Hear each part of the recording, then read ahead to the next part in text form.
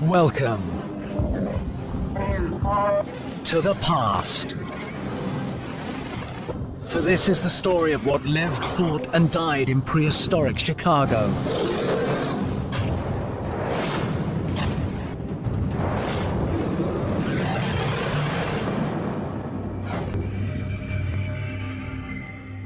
Chicago. It's the biggest city of the United States of America's Midwest. It's the crossroads of a continent, the home of towering giants, and it's been that way for millions of years. If we peel back the layers of time, we reveal the grand scale of Chicago's history.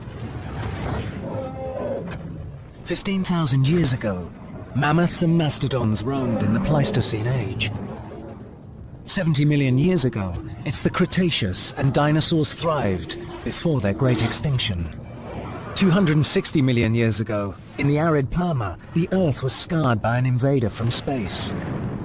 300 million years ago, and swampy Carboniferous forests harbored crawling creatures of monstrous size. And 425 million years ago, to the watery Solarium. An ancient sea nurtured thick reefs teeming with life, only to become rock-hard limestone that's now raw material for Chicago's great buildings. Chicago is where it is because this is the place where two giant water systems nearly meet, the mighty Mississippi and the Great Lakes. The city itself is on the shores of Lake Michigan, 57,000 square kilometers of water. A lake so wide, one shore can't be seen from the other. A lake so big it looks like an ocean. Travel back 400 years ago, before European explorers discovered the site. There are no signs of civilization at all, and a shallow, sluggish Chicago River dribbles into Lake Michigan on a wild and desolate beach. It looked just like a spot north of modern Chicago called Illinois Beach State Park. This is the Dead River. We're about 40 miles north of downtown Chicago. But what we've really done is stepped back about 400 years because this is what Chicago would have looked like at that time. Low dunes, scrubby grass, a meandering inland stream. It hardly has a current at all. If you're going to describe it, you might just say lethargic at the very best. It hardly seems like a place where a great city might grow someday. Travel back again to 13,000 years ago, when Chicago was a chilly backwoods in the Pleistocene epoch. It is an era of repeated ice ages that cycle across North America.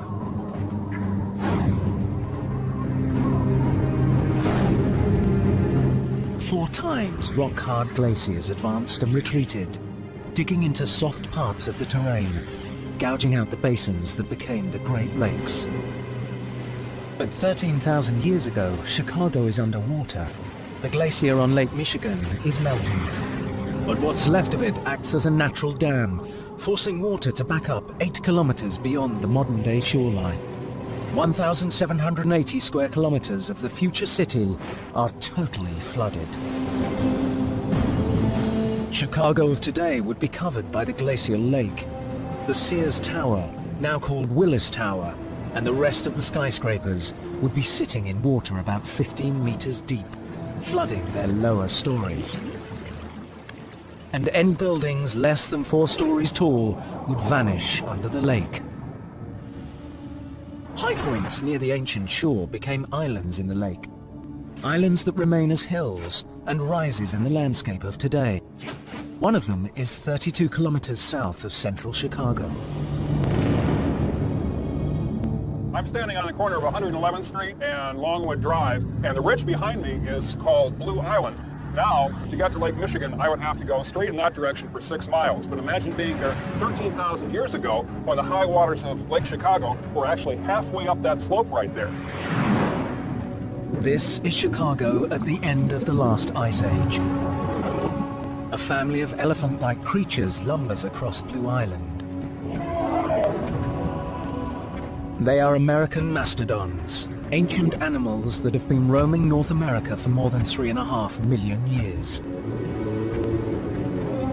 But now, the Ice Age is retreating, and although the climate is still cool, it is a place where mastodons can thrive alongside their cousins, the great woolly mammoths.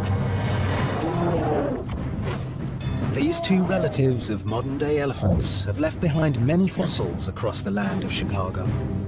In the greater Chicago area, there's probably somewhere in the range of 50 to 75 sets of remains that have been found from either a mastodon or a mammoth. Some of these remains are being excavated from a site in a section of parkland outside Chicago. The dig is located in Pratt's Wayne Woods Forest Preserve, about 56 kilometers from downtown Chicago. We can make something out of it. The area was originally an ancient marsh and was later drained for use as farmland. Recently, park managers have been restoring it to its natural state. But something they found when excavating the soil has now turned the area into a fossil dig. This is the tooth that brought us to this site. The tooth belongs to an American mastodon, which lived in Chicago at the end of the most recent Ice Age. The Chicago environment was cold, birch forest, and lovely for mastodons, full of mastodons. We are standing at the shore of an ancient glacial lake. It is now a marshland because of the thousands of years that have intervened. It would have been cold, and we'd had these great animals coming down to drink. And we know this because of the remains of this animal that was found. So this is where we think the mastodon is. Scott Demmel is an archaeologist at Chicago's Field Museum, and he's directing the dig in its hunt for more mastodon fossils. This last season we thought the mastodon might be situated like this, with the head and the tusk up this way where we found fragments of that, most of the body being further to the east. But we didn't find anything out here that was from the mastodon, so we think that the mastodon might be situated like that, or perhaps even further to the north. And so next year our work will focus further on the east and north ends of the site. The painstaking work will take years to complete. There's no evidence that anything other than a single mastodon is here. However, the researchers are intent on learning as much as possible about it. Usually, neatly deposited layers of soil bury older fragments deeper than newer ones. This helps scientists date the fossils. Here, though, farmers plowing the land have mixed up the layers so that the mastodon is everywhere. One of the things that we're finding almost in every level of every unit are these tusk fragments. And they're very recognizable. It's kind of a platy look to it. Almost looks like wood, but there is a structure to it and a recognizable pattern to it. In 2 periods of work, Demmel and his crew have unearthed only a small percentage of the mastodon, and so the work goes on. This is the quest of fossil hunters across the region, where history is home to dinosaurs, giant millipedes, and tentacled sea creatures, in addition to mastodons. But perhaps the most intriguing finds here are the fragments of flint showing that while early elephants prowled the terrain, another creature was moving in on their territory, Chicago's first humans. And they were hungry and had mastodons in their sights, with spears in their hands.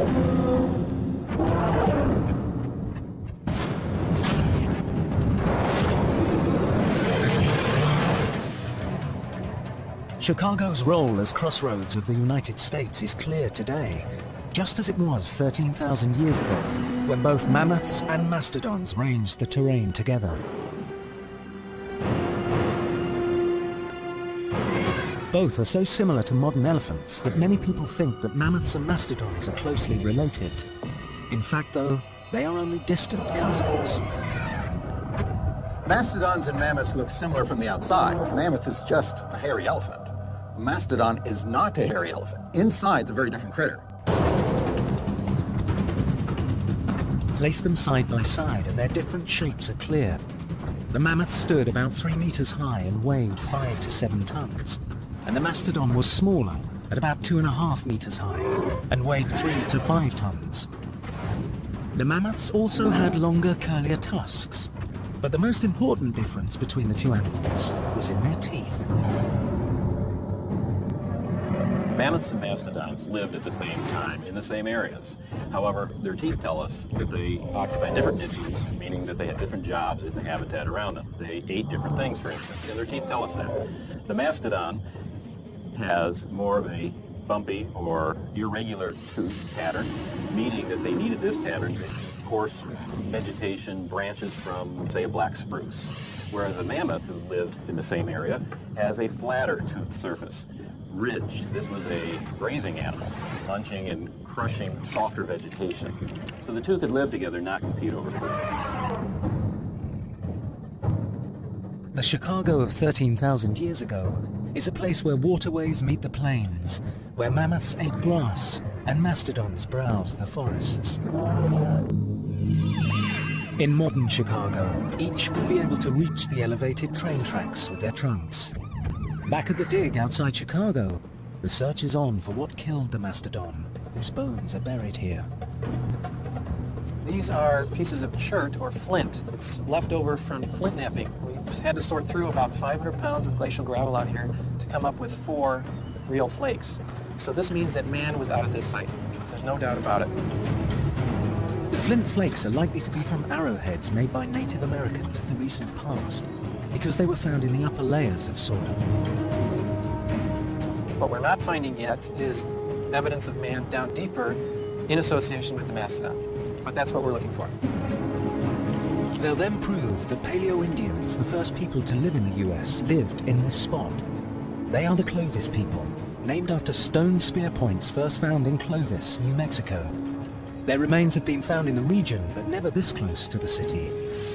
The Clovis people crossed the land bridge from Asia in the far north and migrated throughout North America. Paleo-Indians have been in the Chicagoland area for 12 to 14,000 years. In this setting, early humans are the ultimate predators, far more dangerous than the saber-toothed cats or wolves that stalk the territory at the same time. For the ancient Clovis hunters, the early elephant is an enormous prey, taking exquisite skill to bring down. I have enormous respect for the Clovis people. Before the introduction of high-powered rifles, killing an elephant, Indian elephant or an African elephant, was hard. Even musket balls, you'd have to shoot an elephant 40 times to bring one down. The Clovis technology, the spear points, and the way they would attack in groups was probably the most efficient way to kill elephants ever to have been invented before the high-powered express rifle of the 1870s. They would strike and then retreat, strike and retreat, and wait for the mastodon to either lose blood or get stuck in the mud. And so they would just sort of wait for that animal to die. Mastodon and mammoth hunts couldn't have gone on in Chicago for more than a few thousand years, because 10,000 years ago, for reasons no one knows, both died out completely, together with other big creatures collectively known as megafauna. The moderate temperatures and plentiful vegetation made the land of Chicago ideal habitat for them. And man the hunter is often blamed for their downfall. However, a second theory blames climate change, and a third is centered on disease. During the late Ice Age, animals were moving from South America to North America, from Asia to North America, from Europe to Mongolia. There was this mixing, and when you mix animals, you mix diseases and pests and parasites, and you could have an epidemiological nightmare. I like that theory. The Great Migrations may have led to North America's Great Mass Extinction event, when about 40 animal species weighing a ton or more completely disappeared. The die-off remains one of the Ice Age's greatest mysteries. But there are even greater riddles hidden deeper below the surface of Chicago, as giant pieces of the historical puzzle are totally missing from the geological record. While there is evidence for bizarre creatures like carnivorous waterworms and 3-meter-long bugs, there are no clues to help solve the biggest unsolved mystery of all. What happened to Chicago's dinosaurs?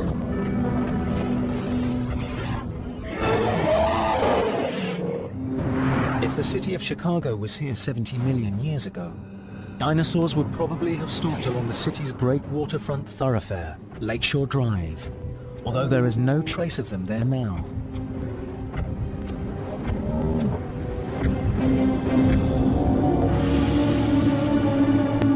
In fact, there has never been a single dinosaur fossil found in all of Chicago, or even in the entire state of Illinois. The reason we haven't found any evidence of dinosaurs in the Chicago area is pretty simple. We just don't have any rocks or sediments that are of the age of the Mesozoic era, which is when they were present. About 40 kilometers from the center of Chicago, paleontologist Ellen Belts explores a stream called Sawmill Creek, where a massive gap in Chicago's history is glaringly clear. This rock is 400 million years old. That hillside is composed entirely of loose glacial debris. It's only about 10,000 years old. So that means there's 400 million years of rock missing from right here. So where did 400 million years of rock go? The best guess is most of it was ground away by wind and water, and finally Chicago's glaciers. Dinosaur bones today are mostly found where Mesozoic rocks are exposed at the surface, which is why the Dakotas of Montana are among the richest sources. Chicago sits in a barren wasteland when it comes to dinosaur fossils, but they must have been here at some point. The best clues to the case of Chicago's missing dinosaurs are in the neighboring state of Missouri. Here, Guy Darrow and his staff recreate the distant past for museums and theme parks, building accurate life-size models of local creatures at his Lost World studios. Try to design here and see if this one's going to fit. Put that back in there. I think you got that nailed it on, right? Oh yeah, that's looking pretty good. Move his eye a little there. Oh yeah, that's looking good. Darrow derives his expertise from 40 years of fossil hunting. Also, he is a curator of the Bollinger County Museum of Natural History and is working with geologist Mike Fix on a nearby dinosaur dig called the Cronister Site, named after the family that once owned the land. This is the only place in the entire state of Missouri where dinosaur remains have ever been found, and they were found completely by accident. It's one of those serendipitous situations. All right, if you guys come on back here, I'll give you an idea of where the bones were found and a little bit about the history. In 1942, a geologist accidentally stumbled upon a well that was being dug down here and happened to notice in the pile of clay that was being dug that there were these bones, which of course the people digging the well thought that they were cow bones, but the geologist that found them knew immediately that they were not cow bones and that they were probably most likely dinosaur. In Missouri, that was an extremely rare and significant find. But not surprisingly, as dinosaurs were found on every continent in the Mesozoic, both Missouri and Chicago were dry land at that time, so dinosaurs most likely lived in both places. I think it's virtually certain that any dinosaurs that we find here likely had counterparts in the Chicago area. Travel back to 70 million years ago. It's the late Cretaceous, near the end of the age of dinosaurs. The world is warm with no polar ice caps. The Midwest is covered with forests. Flowering plants and trees are displacing more primitive ferns and cycads. And a 9-meter, 3.5-ton hadrosaur makes its way through the thick woods of prehistoric Chicago, a place unlikely to be called the Windy City. Hadrosaurs are known as the cows of the Cretaceous, as they eat nothing but coarse vegetation, like needles, leaves, twigs and seeds, and these are ground up by hundreds of teeth along their jaws. They're called duck-billed dinosaurs after the broad shape of their tough beaks, which are good for tearing food from plants. Finding large fragments of a hadrosaur jaw at the Cronister site were especially exciting. This is the lower left jaw of a subadult hadrosaur from our site. In fact, it was excavated from not too far from where Dustin is sitting over there. And these are teeth. What we have here is just one row. In a normal hadrosaur, there would be 3 to 5 of them arranged this way to form a surface. And this was to create a pavement to grind, because there would be a comparable one in the upper jaw, and the food would get ground in between the two of those into a pulp. So very much like a modern grazing mammal. But in the age of dinosaurs, there are also predators. Fossils in Missouri hint at the presence of Tyrannosaurus in Mesozoic Chicago. Perhaps not the T-Rex, largest of the family, but one of the other 6 known species. The vicious Tyrannosaur would like to make a meal of the hadrosaur. But it doesn't always succeed. There are a couple of duckbill skeletons, beautiful things, where they were bitten by a tyrannosaur. The tyrannosaur ripped off the tops of some of the bones in the spine.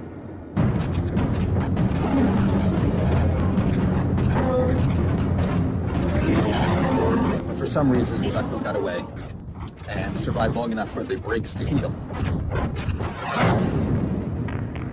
Recent research on a rare hadrosaur specimen, whose soft tissues were fossilized, shows these creatures were heavily muscled and may have had the strength to escape from a tyrannosaur.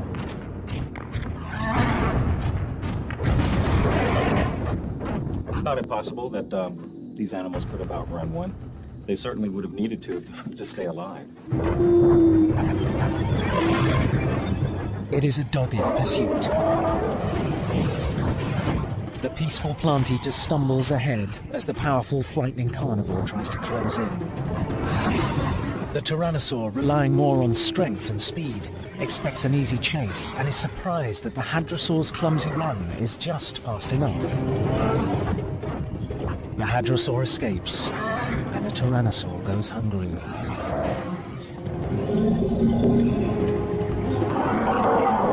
Both creatures, however, are doomed. A great mass extinction will soon bring the age of dinosaurs to a horrifying end.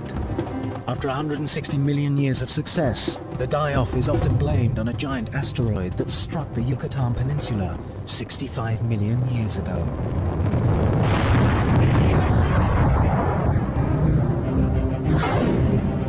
But Chicago has its own story to tell of death from the sky. 0 hour may have been 260 million years ago, just before the dinosaurs first appeared on Earth.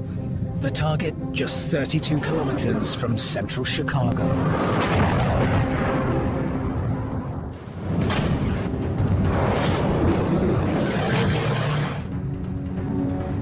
Chicago's place on the Earth, next to the Great Lakes, is easy to spot, even when seen from space. But in the distant past, Chicago was far more anonymous. Travel back 260 million years. This is Earth of the Permia, the last geologic period before the dinosaurs. The first beetles and flies have evolved, and fin-backed reptiles called dimetrodons are the dominant predators. There are no Great Lakes, and Chicago of the time is an empty, obscure spot just north of the equator, in the dry interior of a global supercontinent called Pangaea. If Chicago's main airport were here, the snowstorms of the 21st century would be replaced by the sandstorms of the desert age. Pangaea's Chicago has no reputation for excitement. But that would soon change when it receives a visitor from outer space. 800 meters in diameter, it is a massive meteor on a collision course with Earth. Hitting the upper atmosphere, it soon becomes a red-hot fireball, trailing behind it a flaming ribbon of burning debris. It hurtles towards a prehistoric Chicago with no defense. We're at Big Bend Lake in Des Plaines, Illinois. It's north of Chicago, about 20 miles. It's the site of a major impact site. It happened millions of years ago. The lake you see behind us, people might think it has something to do with a meteor impact, but it actually has absolutely nothing to do with it at all. All evidence of the meteor impact is 100 feet or more below the ground surface. If there's no trace of the meteor impact on the surface, how do we know it's there? The evidence comes from operations like this. Geotechnical drilling is used to pull cores of rock out of the earth, so geologists can examine what's there. Drill rigs are also used for digging ordinary water wells. Years of this drilling in the 20th century revealed something strange below Des Plaines. You recognized that the rocks they were drilling through were very unusual. They were soft and broken up compared to just what's found outside of this small area. Unlike the neat sedimentary layers of rock found elsewhere in Chicago, the rocks below Des Plaines were disjointed, faulted and disturbed, and so the underground phenomenon was named the Des Plaines disturbance.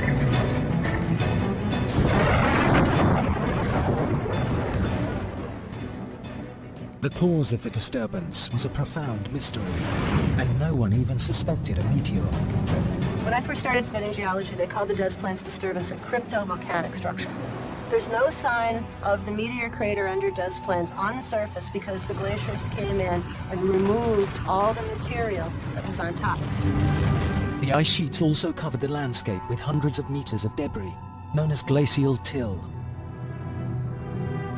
And up until the 1960s, people didn't have an idea that there was a lot of meteor impacts that had ever hit the Earth. And it's only been in recent decades that we've recognized that meteor impacts are fairly common in the geologic record. Like the Mesozoic rocks and the evidence of Chicago's dinosaurs, the forces of erosion ground away the meteor's surface crater, and it was later buried by the glacial rubble that covers most of Chicago today. The puzzle was solved after digging began in the 1970s for Chicago's giant tunnel and reservoir project. It's a 175-kilometer network of 9-meter drainage tunnels, which includes a section beneath Des Plaines. 96 meters underground, geologist Ray Wiggers visits the deep tunnel pumping station, the hub of the mega project. One byproduct of construction was solid proof that Des Plaines was hit by a meteor. When they began the Deep Tunnel project, they came across the smoking gun that actually proved there had been a major impact in this area. And that's the smoking gun right there. This is a shatter cone structure, and you can see how the pattern radiates out from the top to the bottom. That could only be formed when an impact from above hit the Earth's crust, and that energy fanned out in that pattern. Shatter cones are found only in impact craters, and the Des Plaines crater is a big one. At 10 kilometers across, it covers an area 50 times bigger than Arizona's famous Barringer crater. Evidence underground shows that the meteor struck sometime between 160 and 360 million years ago. If such a meteor hit central Chicago today, it would be wiped off the map.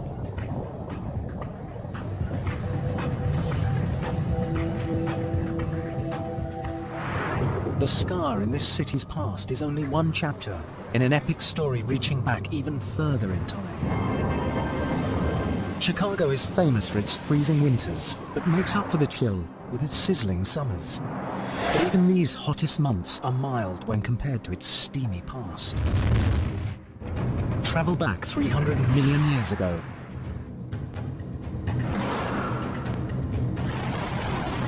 It's called the Carboniferous period, and Chicago no longer sits at the edge of a lake. Now it's part of coastal swamps at the western edge of the landmass that will break away from the other continents to form North America. During the Carboniferous, Chicago was smack dab on the equator, and as a result, we actually had a tropical rainforest environment. The Carboniferous period gets its name from its lush coal forests, the swamps that are destined to become the fossil fuels of the future. Both the forest and the nearby water have their share of bizarre creatures. On land, the strangest inhabitant must be the Arthropleura, a millipede bigger than any other in history. It grew to be more than 3 meters long. From what I understand of Arthropleura, I believe it is the largest land arthropod of all time. Arthropod being, I like to call it the creepy crawly critters, represented today by insects, spiders, in this case centipedes and millipedes. In the Carboniferous, millipedes grew enormous. They grew to 10 feet long. From the fossil evidence that we've seen, Arthropleura was covered with a lot of spines. So we took the time on this particular model to put, like 2,500 spines, I believe, is on here. And for an animal that crawls along the primeval floor, it would have to be covered with spines or something to keep it from being hit. But at 3 meters long, Arthropleura faces few threats from predators. Could this monster have been a threat to others? When you look at Arthropleura and how large it was, you're tempted to think this must have been... It's called the Carboniferous period, and Chicago no longer sits at the edge of a lake. Now it's part of coastal swamps at the western edge of the landmass that will break away from the other continents to form North America. During the Carboniferous, Chicago was smack dab on the equator, and as a result, we actually had a tropical rainforest environment. The Carboniferous period gets its name from its lush coal forests, the swamps that are destined to become the fossil fuels of the future. Both the forest and the nearby water have their share of bizarre creatures. On land, the strangest inhabitant must be the Arthropleura, a millipede bigger than any other in history. It grew to be more than 3 meters long. From what I understand of Arthropleura, I believe it is the largest land arthropod of all time. Arthropod being, I like to call it, the creepy crawly critters, represented today by insects, spiders, in this case centipedes and millipedes. In the Carboniferous, millipedes grew enormous. They grew to 10 feet long. From the fossil evidence that we've seen, Arthropleura was covered with a lot of spines. So we took the time on this particular model to put, like 2,500 spines, I believe, is on here. And for an animal that crawls along the primeval floor, it would have to be covered with spines or something to keep it from being hit. But at 3 meters long, Arthropleura faces few threats from predators. Could this monster have been a threat to others? When you look at Arthropleura and how large it was, you're tempted to think this must have been a mighty carnivore of the Carboniferous forest. If it was like modern millipedes, though, it actually ate the plant matter that had fallen down onto the forest floor. Arthropleura is as big as this because the ancient Carboniferous atmosphere is oxygen-rich from the explosion of plant life in the coal forests. The Carboniferous atmosphere has 2/3 more oxygen than today's. It's a distinct advantage for animals like this, which take in oxygen through pores in their skin.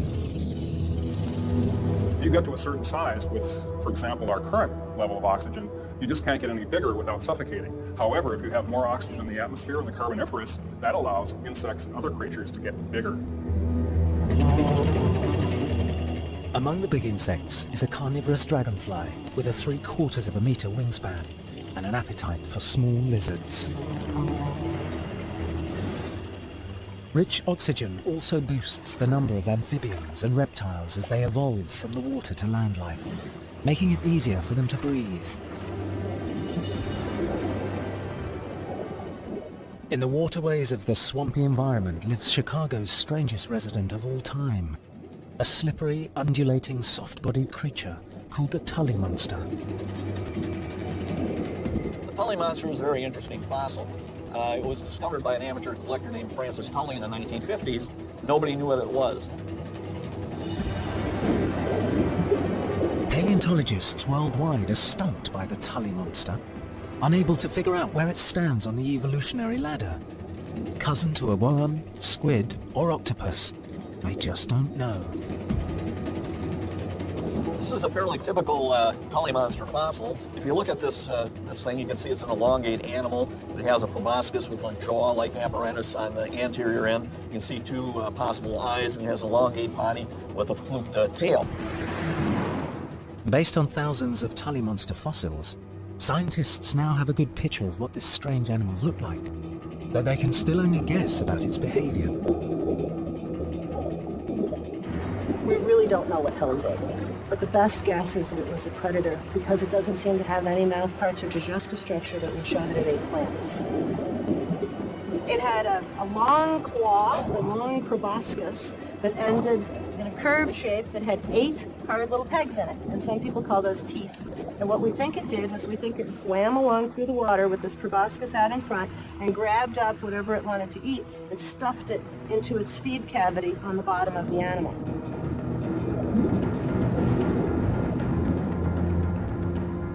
The mysterious Tully monster is the state fossil of Illinois, and for good reason. It's found only on the fringes of Chicago and nowhere else on Earth. But a very different kind of water world covered Chicago millions of years before the Tully monster swam here. It was full of ancient reefs, and if they hadn't been here, there would be nothing for the skyscrapers of today's Chicago to stand on.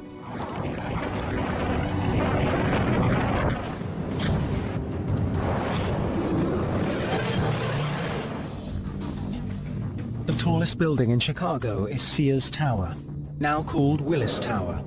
At 110 stories and 442 meters high, it's the tallest building in the United States. Chicago is where the world's first skyscraper was built, and today's tall structures wouldn't be possible without the ancient bedrock beneath the city. The modern 20th century skyscrapers and 21st century skyscrapers you see here need to be anchored very firmly in the bedrock, which unfortunately is not too near the surface. What you have to do is dig down through about 40 or 50 feet of very soft, oozy clay and silt that the lake once deposited here when the lake surface was higher, and to get to the bedrock and actually bolt the supports for the skyscraper onto the rock itself. But 40 kilometers to the south, at the Thornton Quarry, the bedrock is exposed. This is one of the largest operations of its kind in the world. The bedrock is limestone, and since 1836 they've been mining it here for use as a building material. Today it's mainly crushed and used for a wide range of construction projects. All the rocks that are exposed in the Thornton Quarry are Silurian in age. That was basically around 425 million years ago. This was under the ocean, formed as an ancient reef, and the rocks are full of fossils. Travel back 425 million years ago.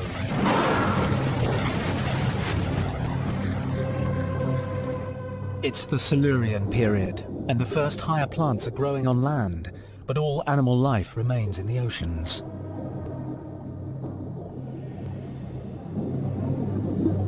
Chicago is submerged, and early reefs are thriving here. Their skeletons will become the future limestone bedrock of the city. Among the strange creatures that swim in these waters are giant cephalopods, ancient predators related to today's chamber nautilus, and other tentacled animals like squid and octopus. This is a nautiloid. This essentially is a straight-shelled cephalopod that would get up to maybe, the specimen maybe be 3 or 4 feet long. If you look at in cross-section, you see there's a tube that runs through the middle of the posterior part of the animal. And what it does with that tube is it controls gas pressure within these chambers. So it can control its position up or down, or primarily stay right where it wants to be. And it functions like a submarine does, essentially. Gliding in the water above the reef, the cephalopod may encounter creatures crawling along the ocean bottom, like trilobites, creatures that are related to the modern horseshoe crab and that thrived on the Earth for 250 million years. Trilobites, for a long time, have been the second favorite fossil for collectors. They have an appeal that transcends any other type of organism except dinosaurs themselves. They are also favorites for the cephalopods who are eager to make dinner out of them. Now we know that the trilobites had defenses against them. One of the trilobite defenses was to curl up in a tight little ball. And we've actually found these petrified, this little trilobite curled up, please don't eat me balls, that they made out of themselves. The cephalopod was probably equipped with a beak so it could crack the shell of a curled up trilobite.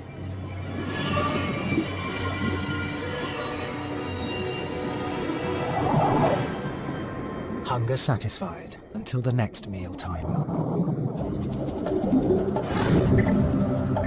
This shallow Silurian sea stretched from Chicago to New York and south to Kentucky and West Virginia.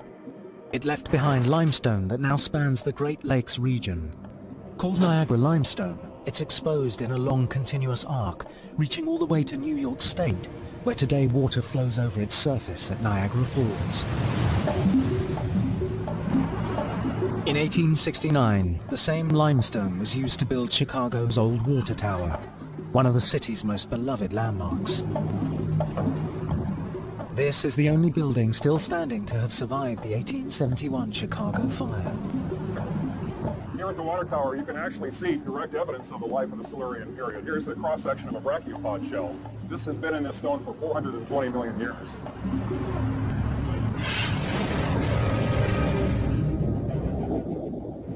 The region's bedrock is the starting point where time and history pass through layers in the solid rock of Earth, leaving clues to the changing climate, geology, and life.